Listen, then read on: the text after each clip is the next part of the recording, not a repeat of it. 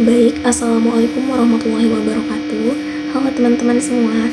Sebelumnya perkenalkan, nama saya Aulia Azhara dengan NIM 33020210027. Di sini saya akan menyampaikan hasil analisis saya mengenai investasi IKN atau Ibu Kota Negara berdasarkan Undang-Undang Nomor 25 Tahun 2007 tentang penanaman modal yang diampu oleh Bapak Sifau Amin selaku dosen mata kuliah Hukum Penanaman Modal. Undang-Undang Penanaman Modal atau Undang-Undang Nomor 25 Tahun 2007 mengatur mengenai investasi di berbagai sektor.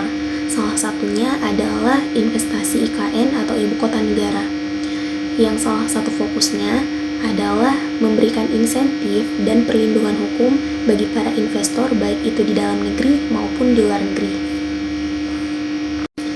Hal ini mencakup berbagai ketentuan terkait kepemilikan saham, perlakuan pajak, izin usaha, dan ketentuan lain yang dianggap relevan dengan tujuan mempermudah proses atau kelancaran investasi di Ibu Kota Negara. Pemindahan Ibu Kota Negara adalah sebuah permasalahan yang kompleks yang melibatkan berbagai aspek, yang salah satunya adalah sosial, ekonomi, infrastruktur, lingkungan, dan administratif. Beberapa persoalan yang sering muncul terkait pemindahan Ibu Kota Negara diantaranya adalah yang pertama ada biaya dan anggaran. Pemindahan ibu kota membutuhkan biaya yang besar untuk membangun infrastruktur baru dan memindahkan institusi pemerintahan serta layanan publik. Kemudian yang kedua ada dampak sosial dan ekonomi. Pemindahan ibu kota dapat berpengaruh terhadap perubahan sosial seperti perubahan pola migrasi penduduk dan ekonomi seperti pengaruh terhadap pasar properti dan kesempatan kerja. Kemudian yang ketiga ada infrastruktur. Pada bagian ini dibutuhkan infrastruktur yang memadai seperti jaringan transportasi, air yang bersih, listrik, dan telekomunikasi guna mendukung kehidupan masyarakat dan mendorong kegiatan ekonomi di ibu kota yang baru. Kemudian yang keempat ada dampak lingkungan. Pemindahan ibu kota dapat memberikan dampak pada lingkungan seperti perubahan deforestasi dan perubahan pola hidrologi serta dapat merusak ekosistem jika tidak dikelola dengan baik. Kemudian yang kelima ada administrasi dan pelayanan publik. Proses pemindahan administrasi pemerintahan serta layanan publik membutuhkan perencanaan yang lebih matang guna memastikan kelancaran operasional. Kemudian yang terakhir adalah pentingnya konsultasi dan partisipasi masyarakat dalam proses pengambilan keputusan mengenai pemindahan ibu kota guna memastikan apakah kepentingan masyarakat telah dipertimbangkan dengan baik. Efektivitas dan dampak positif dari pemindahan ibu kota negara sangatlah bergantung pada proses perencanaannya, pengimplementasiannya, serta proses pengelolaannya. Adapun beberapa argumen yang mendukung efektivitas dan dampak positif dari pemindahan ibu kota negara diantaranya adalah dengan adanya pemindahan ibu kota dapat menjadi peluang untuk pemerataan pembangunan di berbagai wilayah negara dengan memperluas infrastruktur dan investasi ke daerah yang sebelumnya kurang berkembang. Kemudian yang kedua ada peningkatan efisiensi dan administratif.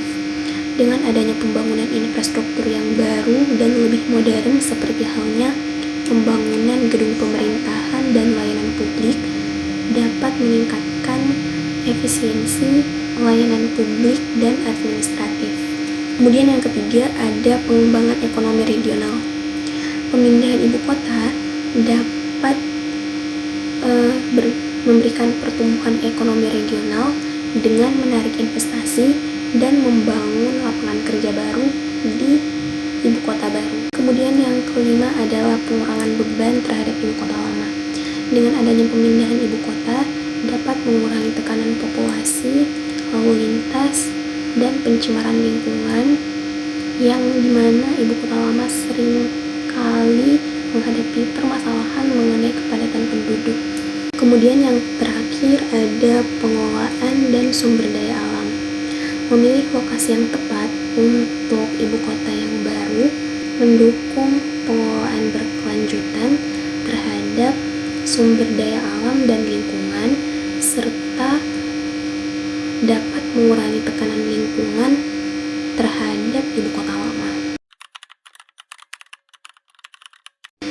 Adapun langkah yang dapat diambil untuk dapat meyakinkan masyarakat bahwa pembangunan ibu kota negara dapat memberikan dampak positif terhadap masyarakat dan negara, diantaranya adalah yang pertama ada komunikasi yang terbuka dan transparan, di mana pemerintah perlu melakukan komunikasi yang jelas, terbuka, dan transparan kepada masyarakat dengan menyampaikan tujuan, manfaat, dan rencana pemindahan ibu kota. Kemudian yang kedua adalah melibatkan stakeholder dan konsultasi publik. Dengan melibatkan berbagai pihak seperti masyarakat umum, akademisi, ahli lingkungan, dan pemangku kepentingan lainnya dalam perencanaan pembangunan atau pemindahan ibu kota. Kemudian dengan adanya konsultasi publik secara menyeluruh dapat mengurangi tingkat kekhawatiran masyarakat dan memperkuat dukungan terkait keputusan tersebut. Kemudian yang ketiga ada penyediaan informasi fakta dan data. Dengan adanya penyediaan data yang solid dan informasi fakta mengenai potensi dari pemindahan ibu kota tersebut. Kemudian yang keempat ada pemantauan dan evaluasi berkelanjutan, yaitu dengan menentukan mekanisme pemantauan dan evaluasi berkelanjutan guna memantau sejauh mana perkembangan dan potensi ataupun dampak positif dari pemindahan ibu kota tersebut. Kemudian yang kelima, menekankan aspek keberlanjutan dan lingkungan, yaitu memastikan bahwa rencana pemindahan ibu kota mengutamakan aspek keberlanjutan dan lingkungan, seperti halnya perlindungan sumber daya alam dan mitigasi dampak lingkungan yang mungkin terjadi. Kemudian yang terakhir ada media dan edukasi, yaitu menggunakan media massa dan platform komunikasi lainnya untuk memberikan pendidikan dan informasi kepada masyarakat mengenai manfaat dan proses dari pemindahan ibu kota tersebut. Dengan mengambil langkah-langkah tersebut, pemerintah dapat membangun dukungan masyarakat yang lebih kuat dan meyakinkan bahwa pemindahan ibu kota negara tersebut merupakan langkah yang strategis dan bermanfaat untuk negara secara keseluruhan.